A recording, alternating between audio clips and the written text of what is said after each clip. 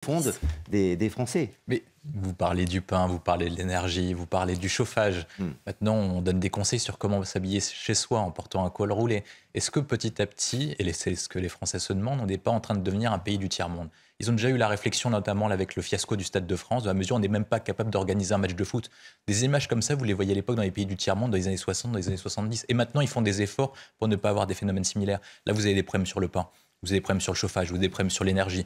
Sur les questions d'énergie, vous avez la ministre qui vous dit c'est pas grave, si vous ne pouvez pas alimenter votre véhicule, soit vous prenez un vélo, soit vous prenez un véhicule électrique. Mais entre-temps, le véhicule électrique, les prix ont explosé sur l'électricité. Donc il n'y a même pas de stratégie durable pour faire face à la crise. On arrive sur un phénomène d'appauvrissement et de déclassement durable qu'on appelle la stagflation. Parce qu'en soi, l'inflation, à la rigueur, qu'on était dans les années 60-70, c'est pas très grave l'inflation. Mais là, pourquoi est-ce que ça joue sur c'est difficile? C'est parce que l'inflation est supérieure à l'augmentation des salaires.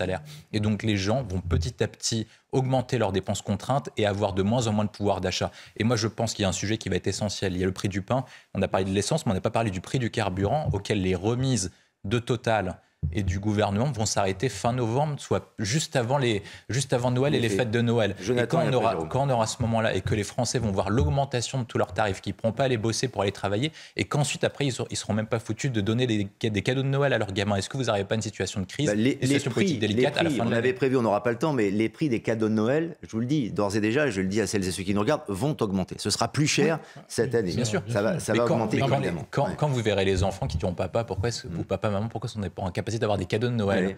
Est-ce que les jouets augmentent? Attendez, d'abord,